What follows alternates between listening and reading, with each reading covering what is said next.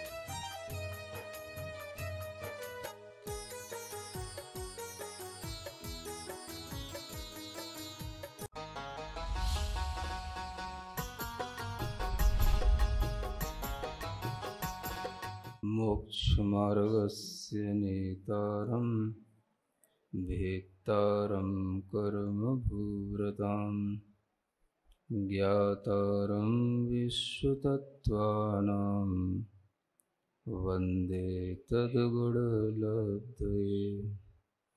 देवादिदेव आदिम तीर्थंकर श्री ऋषभनाथ भगवान की, वर्तमान शासन नायक श्री वर्धमान महावीर भगवान की, परम पूज्य आचार्य गुरुवर श्री विद्यासागर जी महाराज जी की। तत्वार सूत्र ग्रंथराज में क्रम प्राप्त ज्योतिषी देवों का वर्णन प्रारंभ होना है। ज्योतिषी देवों के विषय में कौन से देव होते हैं जो ज्योतिषी देव कहलाते हैं, कौन से देव इन भवनवासी और व्यंतर देवों से पृथक अपना स्थान रखते हैं लोक में, वह ज्योतिषी देव कहाँ पर स्थित होते हैं, इन सब का वर्णन सूत्र और उनकी टीकाओं के माध्यम से किया जाता है। सूत्र पढ़ते हैं। ज्योतिष काह सूर्या चंद्रमसौ ग्रह नक्षत्र प्रकीर्णक तारकाश्च। ज्योतिष काहा यानी ज्योतिषी देव। ज्योतिष शब्द ही अपने आप में इस बात को बताता है कि जो प्रकाश आभा से युक्त होते हैं वो सभी पदार्थ ज्योतिर्मय पदार्थ कहलाते हैं। इसी तरीके से इन देवों का यह ज्योतिष का नाम इसलिए प्रसिद्धि को प्राप्त है क्योंकि इनके जो विमान आदि होते हैं वो विशेष आभा वाले होते हैं, विशेष प्रकाश वाले होते हैं। और यह ज्योतिषी देवों का संचार हमें जो समझ में आता है या दिखाई देता है, वह जितना भी ज्योतिष मंडल आकाश में हमें दिखता है वह सभी ज्योतिषी देवों का विमान और ज्योतिषी देवों के रहने का स्थान ही होता है। बताया जा रहा है सूर्य, चंद्रमा, ग्रह, नक्षत्र और प्रकीर्णक तारे, ये सभी क्या कहलाते हैं? ये सभी ज्योतिषी देव कहलाते हैं। सोचने की बात यह है कि सूर्य चंद्रमा ज्योतिषी देव हैं या सूर्य चंद्रमा के जो विमान हैं वो ज्योतिषी देव हैं। सूर्य चंद्रमा के जो विमान हैं वो तो आपको दिखाई देते ही हैं, जो भी उनकी आकृति हमें दिखाई देती है, जितना भी उनका स्पष्टीकरण हमारे लिए आँखों के गोचर होता है, वह सब तो हमें जो दिखाई दे रहा है वो उन ज्योतिषी देवों के विमानों का बाह्य आकार है। कैसा? बाह्य आकार।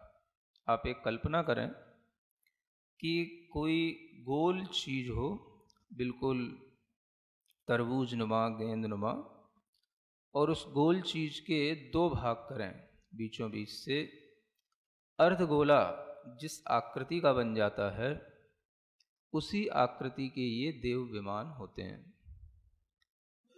तो इन विमानों का जो ये निचला सरफेस है वो तो हम लोगों को दिखाई देता है, लेकिन उनका जो ऊपरी सरफेस है उस पर उन देवों के विमानों के ऊपर वह जो है उनके बड़े बड़े आवास बने हुए रहते हैं। तो उन देवों का यहाँ पर वर्णन किया जा रहा है। ये देव अगर आपसे पूछा जाए किस लोक में पाए जाते हैं, अधोलोक भी है, मध्य लोक भी है और ऊर्ध्वलोक भी है, तो आप ये समझेंगे कि ये ऊर्ध्वलोक में पाए जाते हैं, है ना। जबकि एक बार आपको ये वर्णन करते हुए बताया था कि सुमेरु पर्वत की जितनी ऊंचाई है उस ऊंचाई के बराबर पूरा मध्य लोक माना जाता है, और सुमेरु पर्वत की जो ऊंचाई है वो 1,00,000 योजन की है। उस 1,00,000 योजन के ऊंचाई में ये जो ज्योतिषी देवों के विमान होते हैं ये बहुत उसकी अपेक्षा से नीचे होते हैं। इसलिए जहाँ तक ये सुमेरु पर्वत की ऊंचाई बताई गई है वहाँ तक यदि मध्यलोक है तो ये ज्योतिषी देवों के विमान तो उससे बहुत नीचे रह जाते हैं। इसी से स्पष्ट किया जाता है कि ये सभी एक तरह से देखा जाए तो ये मध्यलोक के ही भाग या मध्यलोक का ही इनका स्थान कहा जाएगा। यदि हम दो लोक माने, केवल अधोलोक और ऊर्ध्वलोक, तब तो ये ऊर्ध्वलोक में आ जाएंगे। लेकिन यदि हम अधोलोक के साथ मध्यलोक भी गिनते हैं और मध्यलोक की जो रचना के अनुसार अगर हम उसकी ऊंचाई 1,00,000 योजन की मानते हैं तो इन ज्योतिषी देवों का अवस्थान उस मध्यलोक में ही गिना जाएगा। ये ज्योतिषी देव इस मध्यलोक से लेकर के पूरे जितने भी आपको असंख्यात द्वीप और समुद्रों के बारे में बताया था, सभी द्वीपों में, सभी समुद्रों में ये ज्योतिषी देवों का फैलाव है। पूरा जो मध्यलोक में तिर्यक लोक का जो आपको विस्तार बताया था वो 1 राजू प्रमाण था। तो पूरे 1 राजू में ये ज्योतिषी देवों के विमान सभी के, चंद्रमाओं के, सूर्यों के, ग्रहों के, ताराओं के फैले हुए हैं। यानी कि असंख्यात द्वीप समुद्रों में इन्हीं ऊंचाइयों पर, जो यहाँ आपको अभी ऊंचाई बताएंगे उतनी ऊंचाई पर ये चंद्रमा आदि सभी ज्योतिषी देवों के विमान फैले हुए हैं। तो इससे ये जानना कि जो ज्योतिषी देव हैं वो 1, 2, 4, 10, 20 लाख नहीं है, असंख्यात द्वीप समुद्रों में प्रकाश करने वाले, असंख्यात द्वीप समुद्रों तक फैले हुए ये असंख्यात संख्या में हैं। सुन रहे हैं? आए दिन हम सुनते रहते हैं, कभी कभार न्यूज भी आती रहती है, वैज्ञानिकों ने खोज कर ली, कुछ और खोज कर ली, पृथ्वी पर और भी नए ग्रह पता कर लिए। आज ही एक न्यूज आ गई, समझ आ रहा है, और भी नए 18 ग्रह खोज लिए, न जाने क्या क्या। तो ये सब चीजें बताती हैं कि आज के विज्ञान के पास में कोई भी फिक्स इन ज्योतिष लोक की जानकारी कुछ भी नहीं है। कभी कुछ कहना, कभी कुछ कहना, और खोजते ही रहना, है ना। और एक गैलेक्सी है कि असंख्यात गैलेक्सी है कि कितने चंद्रमा हैं, कितने सूर्य हैं, कोई कंफर्मेशन किसी चीज़ की नहीं है। बस चल रहा है धक्का प्लेट गाड़ी, है ना, विज्ञान के नाम पर। जबकि यहाँ आपको हर चीज व्यवस्थित समझाई जाएगी। असंख्यात द्वीप समुद्रों का भी पूरा गणित है। हर चंद्रमा के, सूर्य के विमानों के आकार का भी गणित है। कितने बड़े, कितने योजन, कितने कोष के वो विमानों की लंबाई चौड़ाइयाँ होती हैं। और इन सब गणित के साथ साथ उन असंख्यातों की संख्या का भी पूरा का पूरा वर्णन आता है। इतना व्यवस्थित वर्णन आपको कोई भी विज्ञान देने वाला नहीं है। विज्ञान तो हमेशा अनसर्टेनिटी के साथ ही चलता है। कुछ दिख गया वो हो गया, और जो नहीं दिखा वो हो सकता है, कभी भविष्य में दिख गया तो कह दिया, नहीं दिखा तो अनुमान से बोल दिया, तो भी वो विज्ञान के खाते पे चढ़ जाता है। समझ आ रहा है? कोई वैज्ञानिक है, यदि वो अपने भी अनुमान से कुछ बोल देता है तो भी वो विज्ञान ही कहलाता है। अगर वो अपने अनुमान से भी बोल देता है कि हाँ ऐसा होता है या हो सकता है या ऐसा है, अगर वैज्ञानिक ने बोल दिया, it means that is proved. समझ आ रहा है? वो वैलिड हो गया। तो इस तरीके के जो लोग बातें मानते हैं, ऐसे बातें मानने वाले लोग प्रामाणिक भी नहीं होते, और उनकी बुद्धि भी बहुत अच्छी बुद्धि नहीं मानी जाती, क्योंकि जो किसी की भी बात का कुछ भी विश्वास कर लें, वो लोगों का ज्ञान भी सम्यक ज्ञान की कोटि में नहीं आता।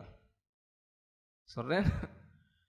आपको विश्वास करने के लिए भी कुछ होना चाहिए कि हम किन की बात का विश्वास करें। विश्वास करने के लिए भी हेतु होते हैं, और वो जो लॉजिक दिए जाते हैं वो अकाट्य होते हैं, और जो लॉजिक दिए जाते हैं फिर वो बाद में किसी भी तरीके से डिफर नहीं होते हैं। उनमें कोई भी इस तरीके से कुछ पहले कहा था बाद में कुछ कहने लगे, इस तरीके का जो डिफरेंस आता है, ये बताता है कि आपके यहाँ कोई भी बात साइंस में, मतलब कोई भी सर्टेनिटी के साथ भी कोई चीज़ होती ही नहीं है। समझ आ रहा है ना? तो साइंस की अकॉर्डिंग अगर हम कोई बात करते हैं तो वो तो यहाँ कुछ से कुछ समझ में आने वाली नहीं है। आप ये देखें कि जैसा जैन ऋषियों मुनियों ने बताया है, वो बात जितनी साइंस मान ले, समझ लो उतना ही अपने लिए वो साइंस ठीक है, और जितना ना माना कोई बात नहीं, आप अपने ज्ञान में रखो कि कहाँ पर क्या है, कितना है, कितनी ऊंचाई पर क्या कुछ होता है। ये जानकारियाँ यदि आपको रहेंगी तो आपका दिमाग व्यवस्थित रहेगा, सम्यक ज्ञान आपका बनेगा, है ना? तो आप देखें कि यहाँ से नहीं, सम पृथ्वी भाग से जब हम ऊपर चलते हैं तो आचार्यों ने लिखा है कि सबसे पहले ताराओं के विमान आते हैं, जो 790 योजन ऊपर पहुंचने पर आते हैं। सबसे पहले क्या आएगा? ताराओं के विमान आएंगे। कहां से चलना है? अब आप अपनी भूमि को और मान लो 6 फीट ऊंचा उठा लो कि 10 फीट ऊंचा उठा लो, कि आपका जो है कहीं पर भूमि का उठाव बहुत ऊंचा है, कहीं पर नीचा है, तो कहां से माना जाएगा? इसका भी कोई माप तौल तो होगा, कोई फिक्स जगह तो होगी। तो समभूमि, समतल भूमि वह मानी जाएगी जिसे हम कहते हैं चित्रा भूमि, है ना?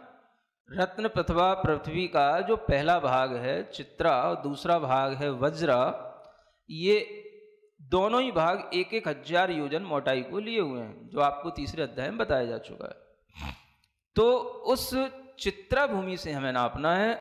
अब एक बात का अंदाजा इससे लगाया जा सकता है कि देखो, जब क्या होता है, छठवां काल आता है ना? सारी सृष्टि, प्रलय और ये सब जो है तरह तरह की विष वर्षा, खार वर्षा, ये सब चीजें होती हैं। उस समय पर सब यहाँ की वनस्पति, मिट्टी, सब कुछ जो है मिट जाती है, जल जाती है। उस समय पर भी मतलब उसका प्रभाव 1,000 योजन तक जाता है। सुन रहे हो? इतनी भूमि वहां की बेकार हो जाती है। यानी कि इतना नीचे जाने के बाद में हमें चित्रा भूमि मिलेगी। 1 योजन में, महायोजन में 2000 कोष होते हैं, और उस हिसाब से यदि हम इसके माइल्स बनाते हैं तो अगर हम यहां तारों को जाकर के देखते हैं 790 योजन पर, तो 7 से 90 योजन के यदि आप माइल्स बनाएंगे तो कितना बनेगा? ये माइल्स जो है लगभग 31 लाख बनेंगे। समझ में आ रहा है? कितने? हाँ, कुछ समथिंग और हो सकता है। 790 योजन ऊपर पहुंचने के बाद में ताराओं का ज्योतिष मंडल प्रारंभ होता है। फिर आचार्य कहते हैं ताराओं के बाद में सूर्य का मंडल प्रारंभ होता है, सूर्य के विमान। उससे भी जब हम 10 योजन ऊपर चलेंगे तो क्या मिलेंगे? सूर्य के विमान। माने हम 800 योजन ऊपर पहुंच गए, है ना? उसके भी हम जब 80 योजन ऊपर चलेंगे तब हमको मिलेगा चंद्रमा के विमान। है ना। यानी यहाँ से हम 880 योजन ऊपर पहुँच गए। 880 योजन में लगभग 35 लाख मील हो जाएगा, है ना। पॉइंट कुछ और होएगा, वो अलग मैटर है। लगभग कितना हो गया? 35 लाख मील। और अगर इसके किलोमीटर बनाओगे तो समथिंग 51 किलोमीटर के कुछ आएगा। सुन रहे हो? माने चंद्रमा का विमान जैन गणित के अनुसार, जैन दर्शन के अनुसार कितना बैठ रहा है? यहां से 56 बैठ जाएगा। तुमने और बढ़ा दिया। अब आप ये देखो कि ये 56 लाख किलोमीटर जाने पर, है ना, क्या मिला अपने को? चंद्रमा के विमान मिले। अगर हम वर्तमान के विज्ञान से कोई तुलना करें तो वर्तमान का विज्ञान कोई बताएगा कितने किलोमीटर पर चंद्रमा को मानता है? ज्यादा से ज्यादा। एक तो ये भी देखोगे आप कि वर्तमान के विज्ञान में अलग अलग देशों का विज्ञान अलग अलग है। समझ आ रहा है? रूस कुछ अलग कहेगा, अमेरिका कुछ अलग कहेगा, जर्मनी कुछ अलग कहेगा, इटली कुछ अलग कहेगा। सबका अलग अलग गणित है। कोई 3 लाख किलोमीटर मान रहा है, कोई 5 लाख किलोमीटर मान रहा है, कोई 12 लाख किलोमीटर मान रहा है, कोई 13 लाख किलोमीटर मान रहा है। यहीं पर सब समाप्त है, इससे ज़्यादा कुछ नहीं है। समझ में आ रहा है? 50 लाख 56 लाख किलोमीटर तक कोई नहीं पहुंचा, कोई नहीं मानता।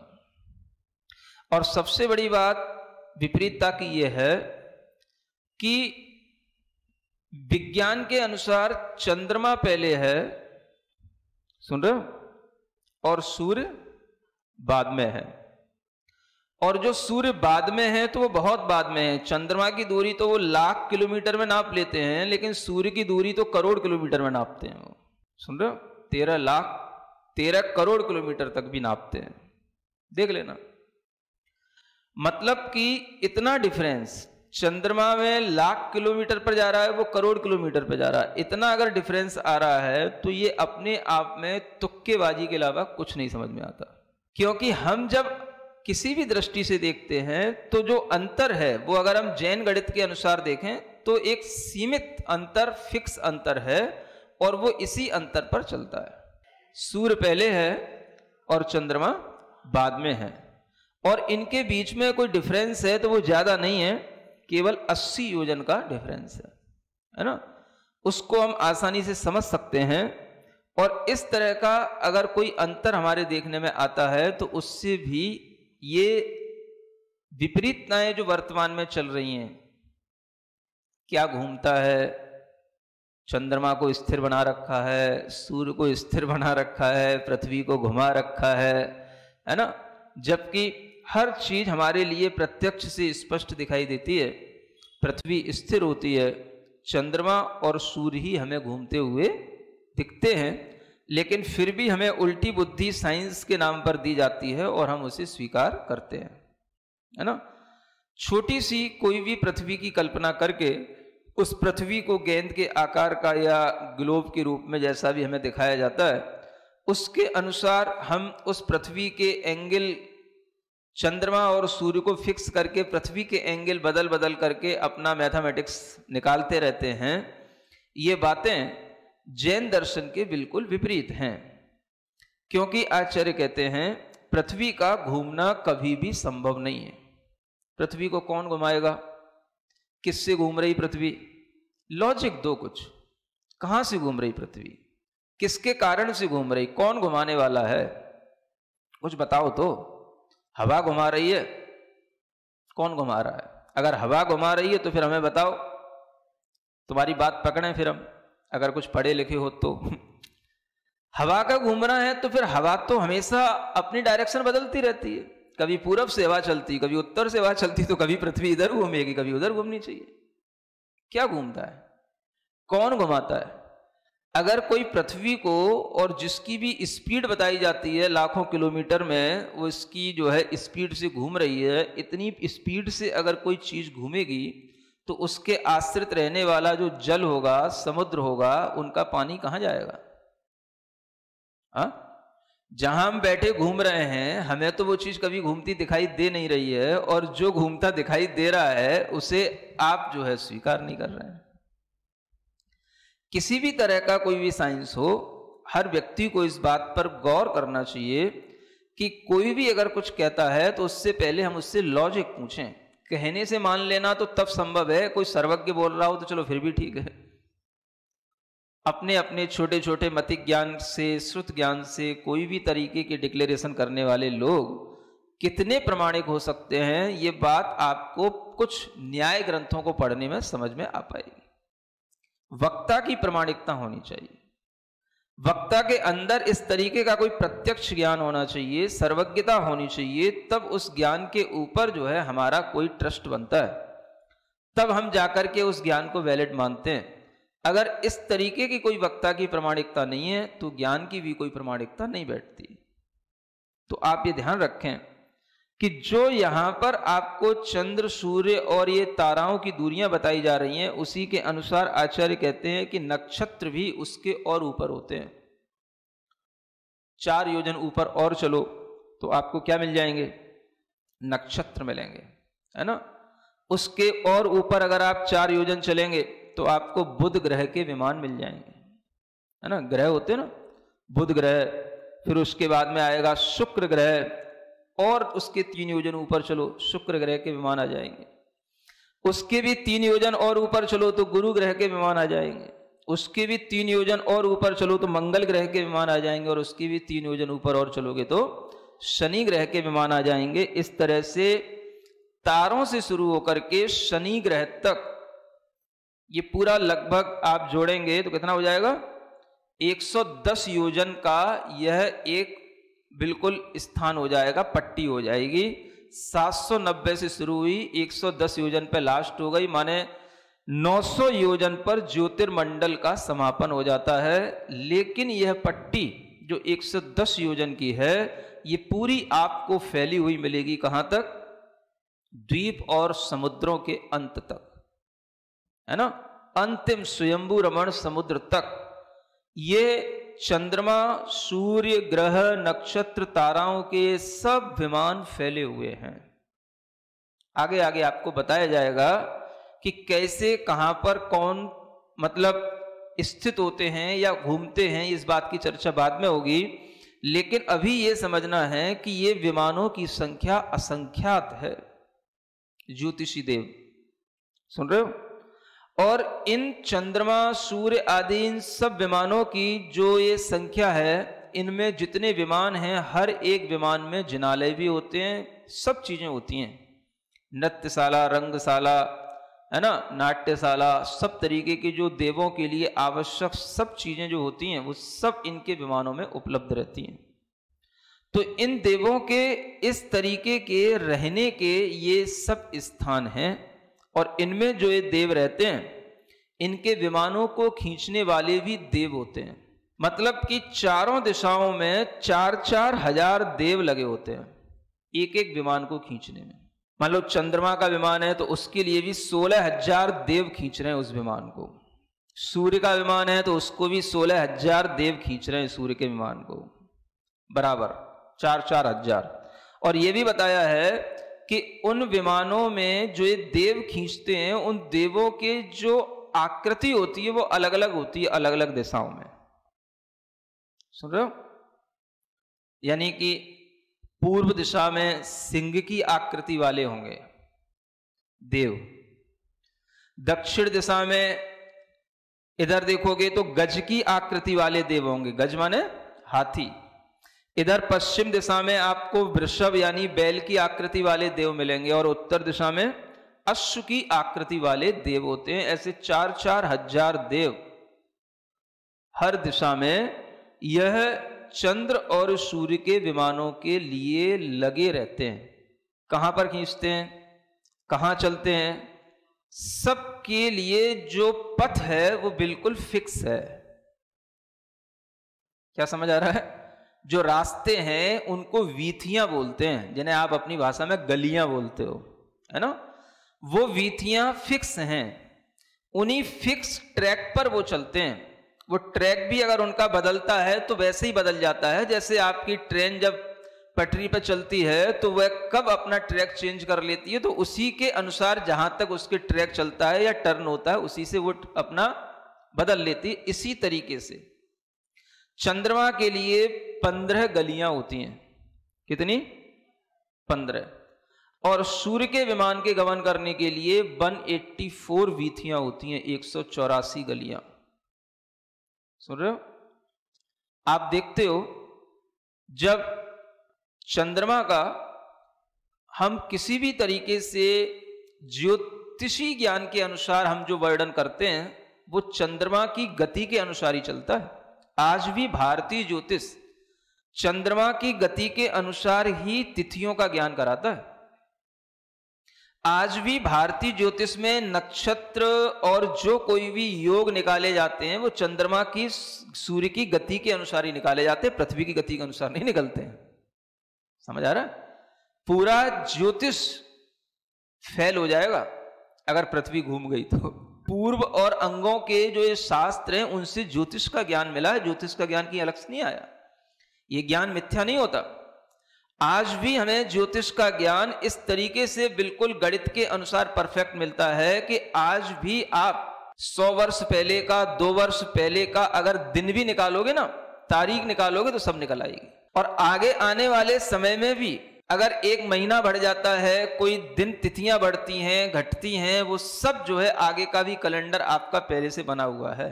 अगर चंद्रमा का, सूर्य का आप परिभ्रमण देखेंगे तो चंद्रमा में आपको कृष्ण पक्ष, शुक्ल पक्ष हमेशा प्रतिदिन निश्चित दर से उन दिनों का होना और चंद्रमा की जो भी उस चंद्रमा की जो कला कहलाती है उस कला का 16वां भाग ही प्रतिदिन घटेगा या बढ़ेगा, क्योंकि उस चंद्रमा को पूरा बनने में 15 से 16 दिन लगते हैं और फिर घटने में फिर वह उसी तरीके से घटता है। जब वह चंद्रमा की कलाएं घटती हैं तो वह क्या होता है?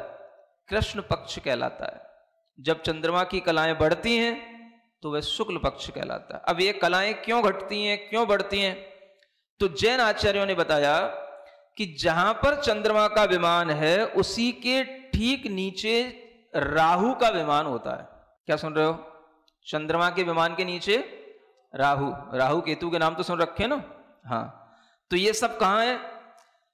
सूर्य के विमान के नीचे केतु है और चंद्रमा के विमान के नीचे राहु का विमान है। ये भी इनके ज्योतिषी देवों के ही ये विमान है।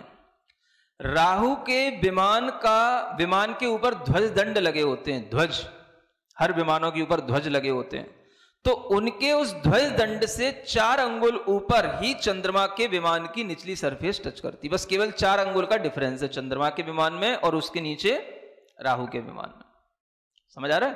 अब क्या होता है कि जब वह चंद्रमा अपनी निश्चित गति से वो भी चल रहा है, उसके साथ साथ राहु की भी गति है, तो वह 15 दिन में पहले तो वह उसको एक एक कला माने 16वां अंश उसका एक ढकता हुआ चला जाता है। ये हो गया कृष्ण पक्ष। और जब उसको पूरा का पूरा ढक लेता है तो वो क्या हो जाता है? वो उसका अमावस्या आ गई। फिर क्या होता है? फिर उसकी गति फिर उल्टी शुरू हो जाती है, तो उसके माध्यम से एक एक कला फिर घटती चली जाती है। 15 गलियों में, उन्हीं गलियों में उसी के फिक्सेशन के साथ में वह विमान उसके साथ में घूमेगा। जितना जितना वह एक दिन में घूमेगा उसमें अंतर केवल एक कला का पड़ेगा। जब वह कला बढ़ने लग जाएगी तो वह शुक्ल पक्ष कहलाएगा। फिर बढ़ते बढ़ते वह पूर्ण चंद्रमा दिखने लगेगा तो वह राहु का विमान उसके नीचे इतना आ जाएगा कि वह उसकी जो निचली सरफेस है उसको वो दबा नहीं पाएगा। इस तरीके से ये जो अंतर आता है दोनों के भ्रमण के कारण से, इसी से कृष्ण पक्ष और शुक्ल पक्ष बनते हैं। और ये अनादि की व्यवस्था है। और इस प्रकार के भ्रमण में जब हम सूर्य चंद्रमा के अलावा ग्रहों की, नक्षत्रों की भी बात करें तो उनमें भी देव ही होते हैं उन विमानों को जोतने वाले। ग्रहों के लिए 8000 देव जोतने वाले होते हैं, है ना? यानी 2-2 हजार चारों दिशाओं में लगा लेना।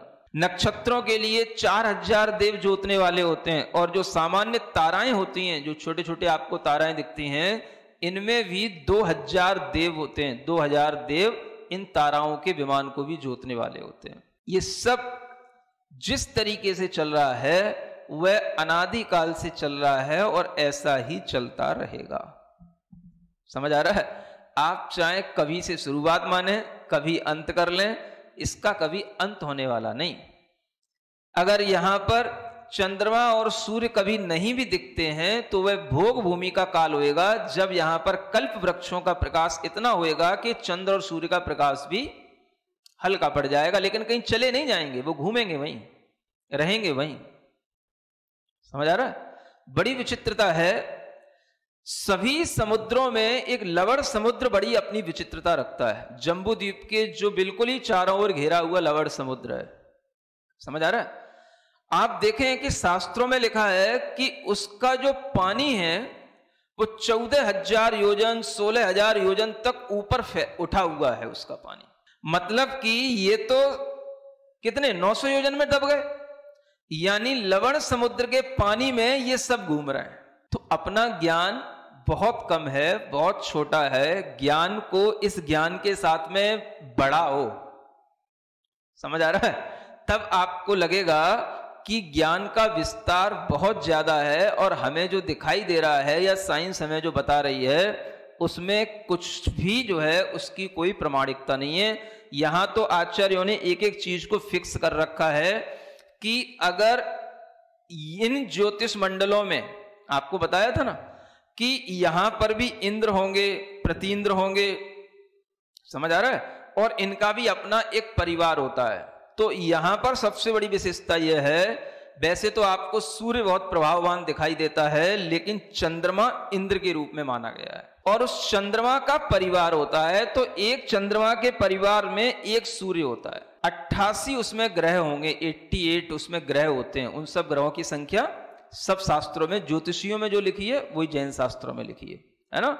वो ग्रह भी कुछ जघन्य ग्रह माने जाते हैं, कुछ मध्यम होते हैं और कुछ उत्कृष्ट भी होते हैं, और उसी प्रकार से नक्षत्र होते हैं जो 28 नक्षत्र माने जाते हैं, है ना। तो 28 नक्षत्र ये उस चंद्रमा के परिवार में फिक्स हैं, और इसके अलावा जो तारे आपको दिखाई देते हैं वो 66,975 कोड़ा कोड़ी तारे एक चंद्रमा के परिवार में होते हैं। 66,975 करोड़ इंटू करोड़।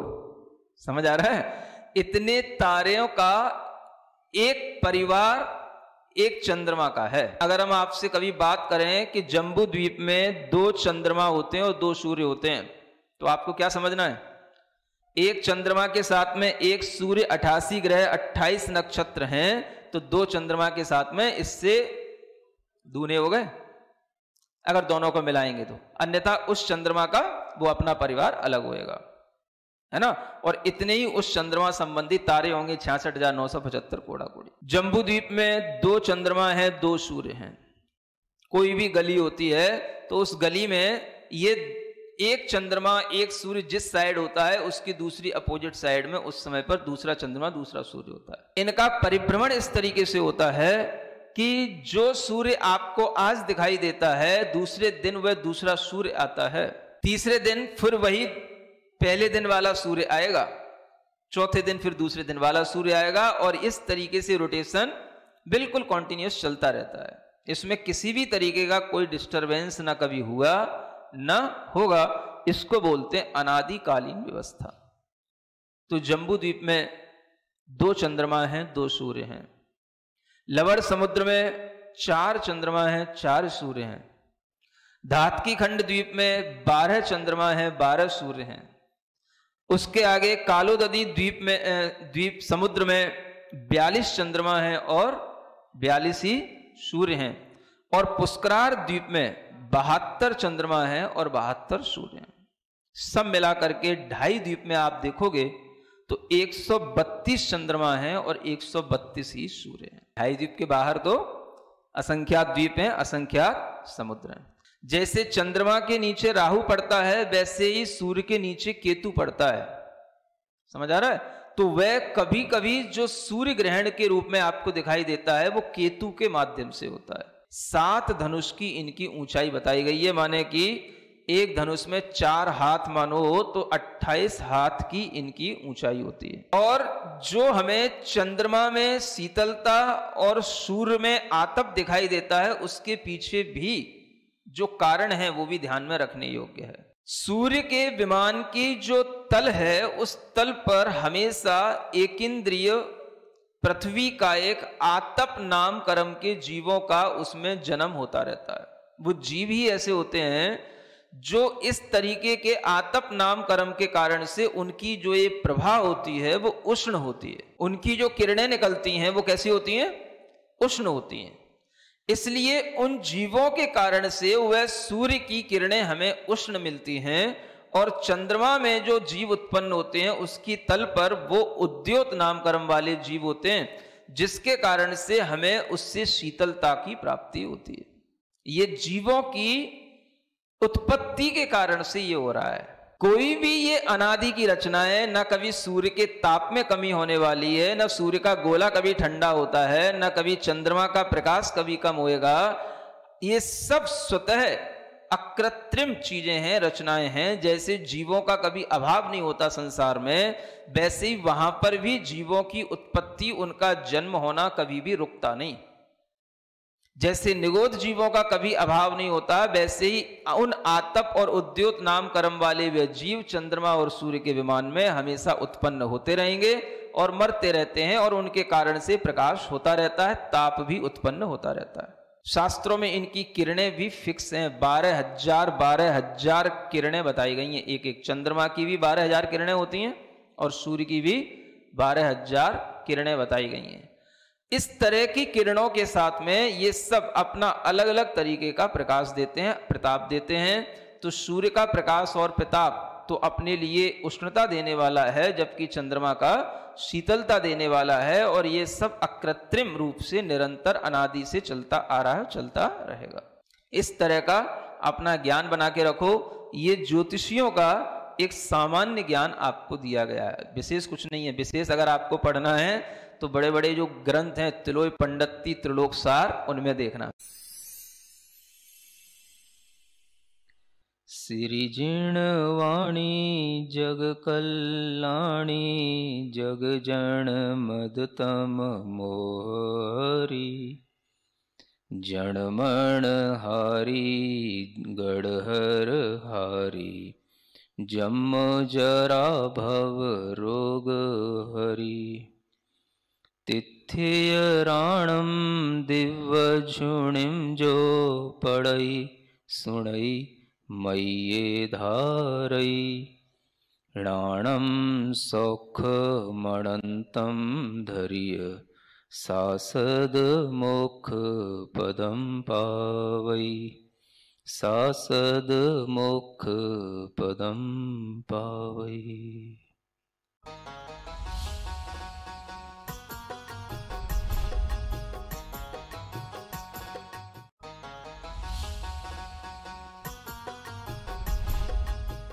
इस कार्यक्रम के पुण्यार्चक थे